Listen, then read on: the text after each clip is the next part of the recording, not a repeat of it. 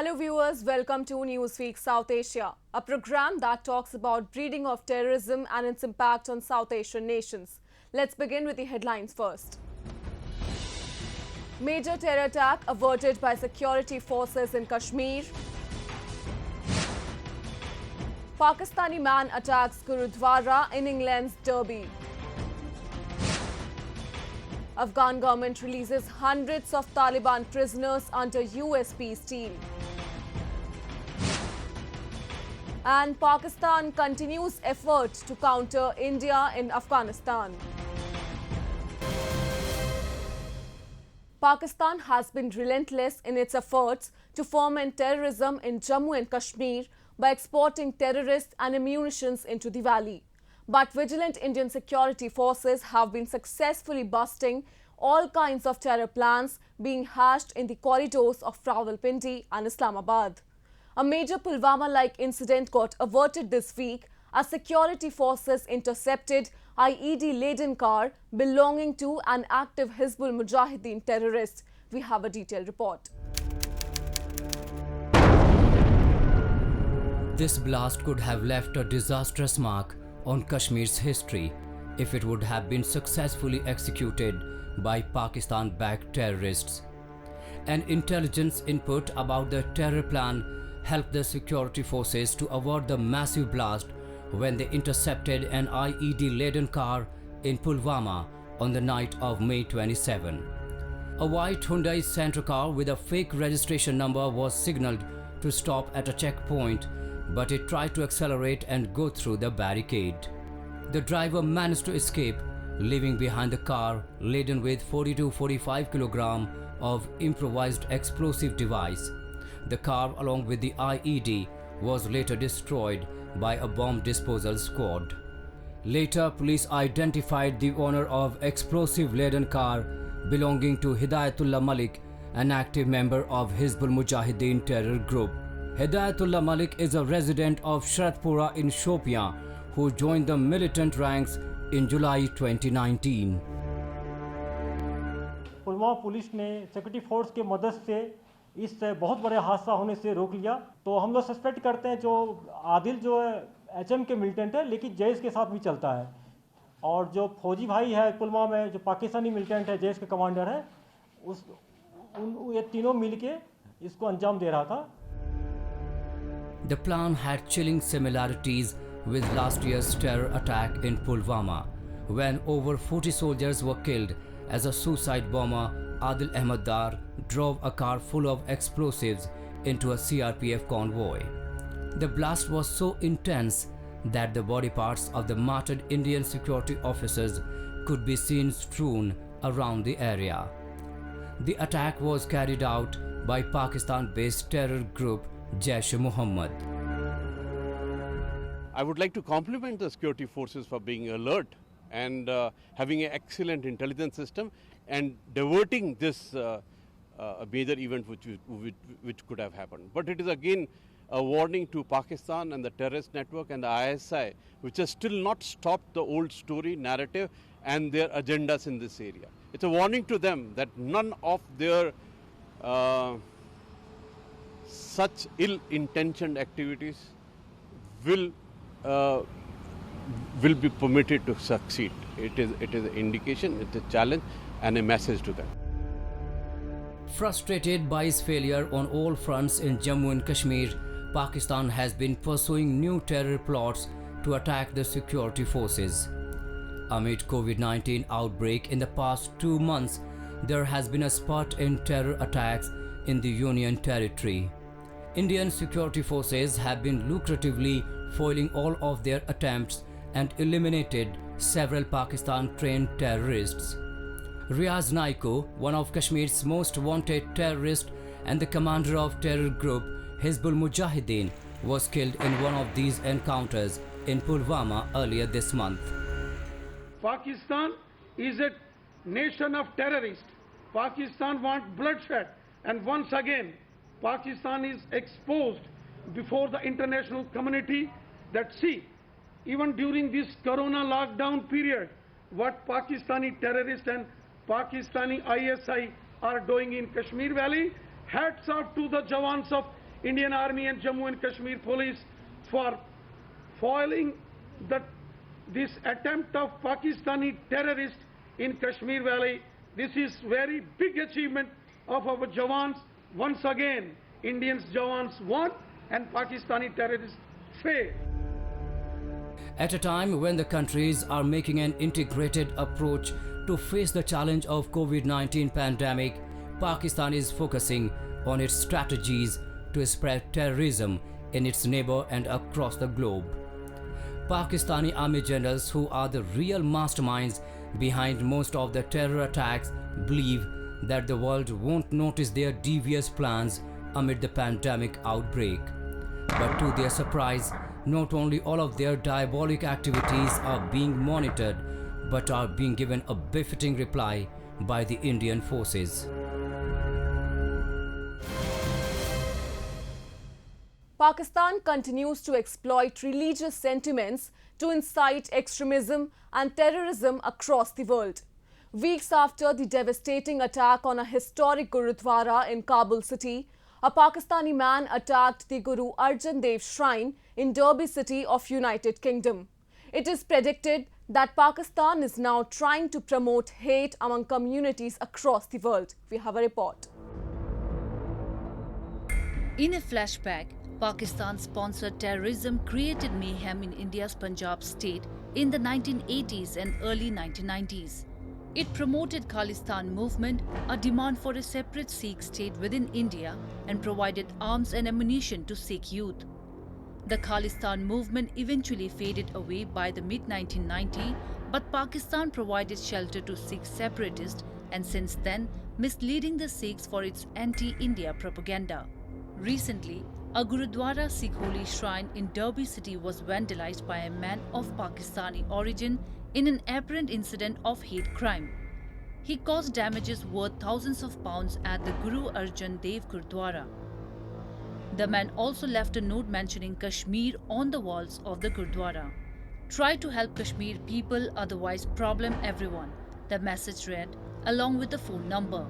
Sikh community leaders from India condemned the attack, calling it an attack against humanity, and urged the government of England to find out the real masterminds of this attack and punish them appropriately. जिसने ये हमला किया उसको identify भी कर लिया गया है। दिल्ली सिख गुरुद्वारा मैनेजमेंट कमेटी इस हमले की सख्त शब्दों में निंदा करती है। पूरी दुनिया के मन के अंदर बहुत बड़ा रोष है इस हमले को लेकर और सरकार को, वहां की सरकार को भी तुरंत जहां कार्रवाई की, अरेस्ट किया है, बाकी लोग भी इसके पीछे, उनको भी तुरंत उनके खिलाफ भी कार्रवाई होनी चाहिए। This reflects Pakistan's dual policy of promoting terrorism and hate among communities with its aim to promote violence. Nazar Lodi, chairman of World Human Rights Watch and Mustaqbil Future Foundation, criticized the attack in strong words and called for strict action against the guilty. Highly condemn the attack on Gurdwara in Derby this morning. It is unacceptable in any faith. Place of worship is equal to all of us, regardless of Gurdwara, mosque, mandir, synagogue. We respect all of them. News says that man looked like a Muslim. He dressed like a Muslim. Police should investigate. Let me remind you, in the past, whenever there's a problem in India, there's an element in this country who try to destroy good relationship between various communities. A large number of pro-Khalistani Sikhs who are settled in United Kingdom are used as proxies by Pakistan's Secret Services Agency, the ISI. On several occasions, the ISI sponsored Khalistanis took part in anti-India protest in London. Pakistan aims to revive militancy in India's Punjab state by giving support to pro-Khalistani Sikhs. The Holy Sikh shrine in Derby was attacked in an act of frustration as Islamabad has failed to garner any global support for its so-called Kashmir issue. Pakistan has also failed to revive militancy in Punjab state.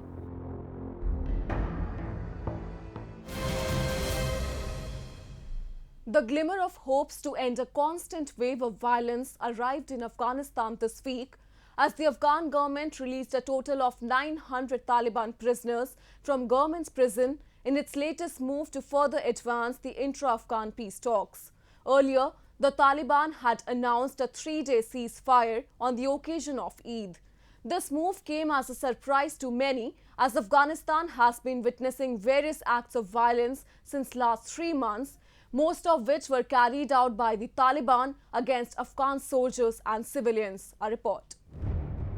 Afghanistan's peace process was on the verge of collapse following the weeks of violent attacks and the halt of major prisoner swap between the Afghan government and the Taliban.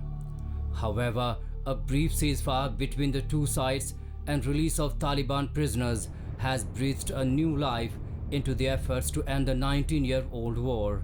Recently, Afghan government released 900 more Taliban prisoners from the government's prison after Taliban declared the surprise 3-day ceasefire to mark the Muslim festival of Eid-al-Fitr. Afghanistan's President Ashraf Ghani welcomed the Taliban ceasefire announcement and urged to extend the ceasefire to further negotiate the intra-Afghan peace talks.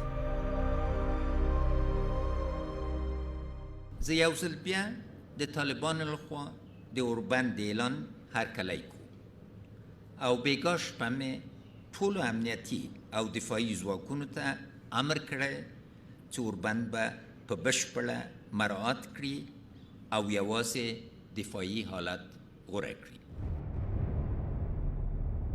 President Ghani said that a government delegation is ready to immediately start the peace talks with the insurgent group and also asked them to release Afghan security and defense prisoners from their captivity as soon as possible.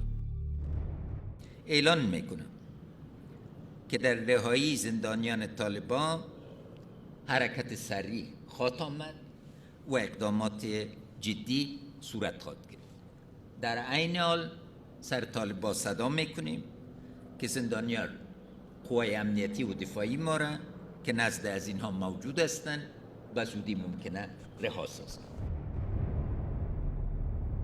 After suffering from years of war owing to the extremist Taliban fighters, the released Taliban prisoners claimed that they look forward to peace and stability in the country.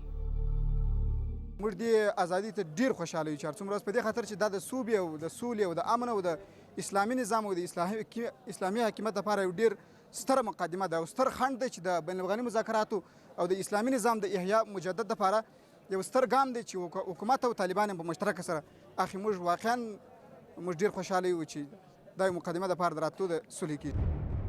Shortly after the release of Taliban prisoners, Taliban spokesman Sohail Shaheen called it a good progress and said the Taliban would release a remarkable number of prisoners soon.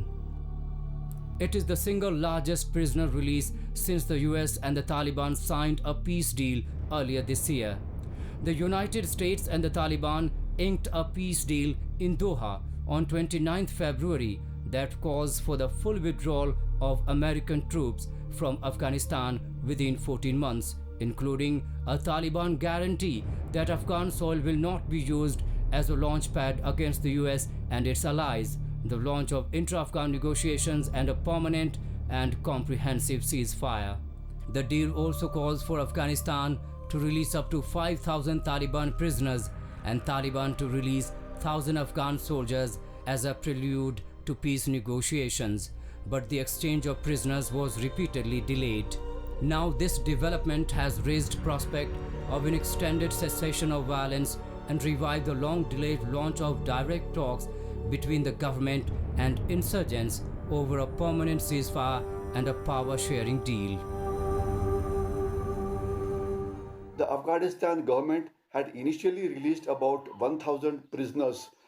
In fact, it has got 5,000 prisoners with it, and now another 900 have been released. So this has definitely created an atmosphere of trust between the Afghanistan government and the Taliban. And the most important part is that even the USA has welcomed it, and it is hoping that the Talibanis do not go back to the violence. And for a change, Taliban seems to be in a mood to negotiate. whether it's a tactical decision they have taken, whether the decision will hold good in the long run, only time will tell, because the Talibanis are very eager to ensure that the US forces leave Afghanistan and go back so that they can have a complete runover of Afghanistan. The United States, which is keen to see the peace process move forward so it can withdraw US troops as soon as possible, lauded the Taliban's decision to accept the truce. US Secretary of State Mike Pompeo welcomed the move and tweeted that this presents a tremendous opportunity for Afghans to overcome other obstacles and move urgently to intra-Afghan negotiations that end the war. However, there are speculations that this brief ceasefire might be a public relations move, as the Taliban is taking a lot of criticism from Afghans and international community due to its intensified acts of violence in the country. Moving on, Pakistan is consistently hatching plots to shrink India's presence in Afghanistan to continue its devious nexus of terrorism in the war-torn nation. It is making determined efforts to hamstring Indian interests in Afghanistan. A recent report of US Department of Defense has revealed that Pakistan is aggressively countering Indian influence in Afghanistan by providing extensive support to the Taliban and the Haqqani terrorist network. A report. Pakistan not only shelters dreaded terrorists in its own territory, but provides constant support to Taliban and other terrorist groups in neighbouring Afghanistan. It aims to counter India's growing influence in the war-torn country. Pakistan's ugly truth has been exposed in a new Pentagon report which says Pakistan continues to focus on countering Indian influence in Afghanistan and harbours the Taliban and groups such as the Haqqani network, which have the ability to engage in violence on Afghan soil. The report by the Inspector General of the US Department of Defense for the January-March quarter reveals a continuation of Pakistan's efforts to achieve its strategic objectives in Afghanistan, including shutting out India from the war-torn country. India is not allowed to make any efforts to build bridges there or do any reconstruction work in Afghanistan so that it increases its influence. The reason is that first and foremost is that Pakistan views Afghanistan as its own area for its strategic depth. Second is that it is the father of Taliban and the Haqqani networks that are there, and the ISI is supporting these and training these militants. Preventing India from gaining significant footholds in Afghanistan has always been Pakistan's top priority. It assumes that India's deep presence in Afghanistan can hamper its devious nexus with the terrorist. And this report by US Department of Defense comes at a time when the US Special Envoy for Afghanistan Reconciliation Zalmay Khalilzad has called on India to hold direct talks with the Taliban.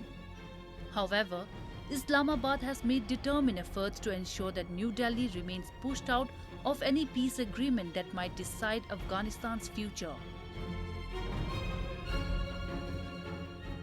Pakistan fears that it will get isolated and India will have access to the entire Central Asian area, because Afghanistan, as you know, is at the key cornerstone of the Central Asia, and if India is allowed to function there as what is India doing, Pakistan fears that it will be sidelined and marginalized and at one time may even cease to exist. India has been using its soft power in Afghanistan and helped the war-torn nation for rebuilding infrastructure. A large number of Indians are working in various construction projects as part of India's rebuilding efforts in Afghanistan. India is the largest regional contributor to Afghan reconstruction, having provided an assistance of nearly $3 billion, mostly on humanitarian and development activities. It enjoys goodwill and open support amongst all sections of Afghan society with deep-rooted cultural ties. On the other hand, the United States realizes that Pakistan has been playing a negative role in Afghan affairs and controls the main levers of Taliban leadership by providing them with safe sanctuaries and nurturing and directing their activities. Similarly, its support to other terrorist groups, mainly Haqqani network, is leading to worsening of the situation in Afghanistan. This has irked Islamabad, and it continues to harbor terrorists in Afghanistan, which is a major hurdle in bringing peace in the war-torn nation.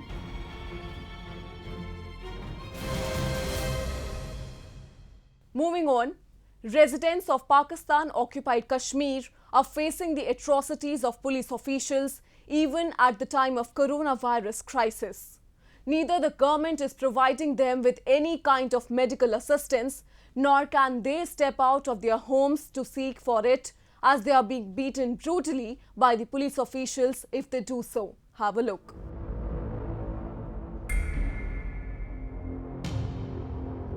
Brutalities of the Pakistan police amid COVID-19 crisis have increased the woes of the illegally occupied POK residents to many folds.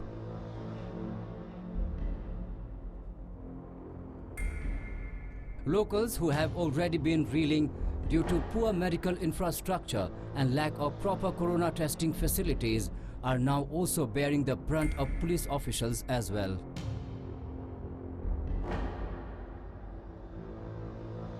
Recently in Muzaffarabad city of POK, policemen attacked the rickshaw owner and his female family members while they were going for a medical checkup.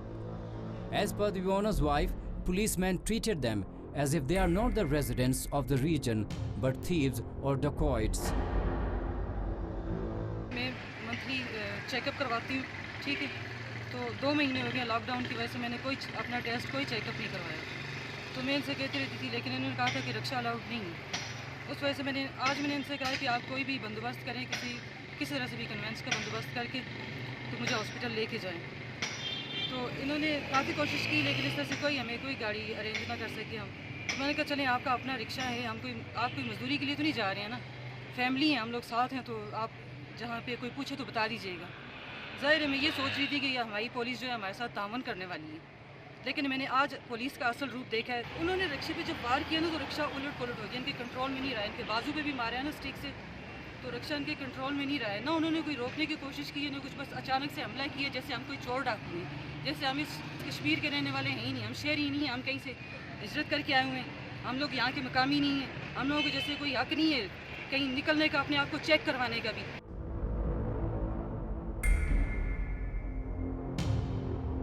The government has imposed lockdown in the region amid COVID-19 outbreak, but no arrangements of conveyance have been done for the people even in case of emergency.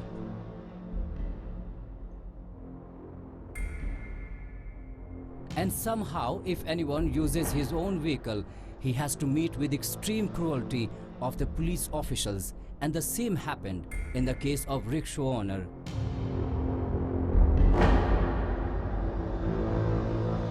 हम hospital आ रहे थे तो उस वजह से कोई गाड़ी भी नहीं थी, कोई ऐसा कोई कन्वेंस नहीं थी जो हम हॉस्पिटल तक पहुंच सके, तो रिक्शा इस वजह से लेकर आ रहे थे।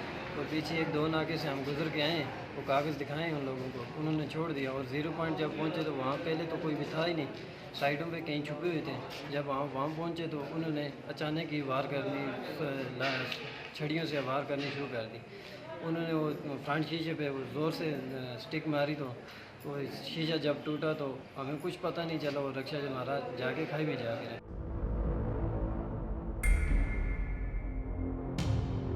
Police brutality also came into limelight few weeks earlier when they harassed and beat the youth of the region at the pretext of coronavirus lockdown.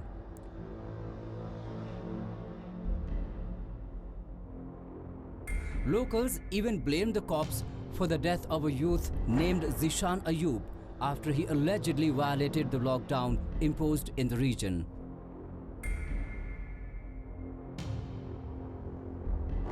Pakistan-occupied Kashmir has registered more than 148 cases till now, and still Pakistan is taking no necessary measures in the illegally occupied territory to contain the spread.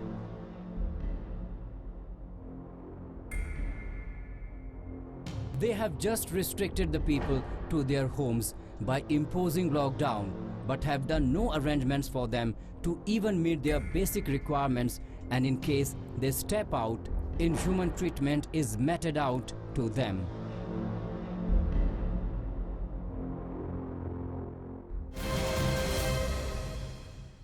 And with that, we come to the end of this edition of Newsweek South Asia.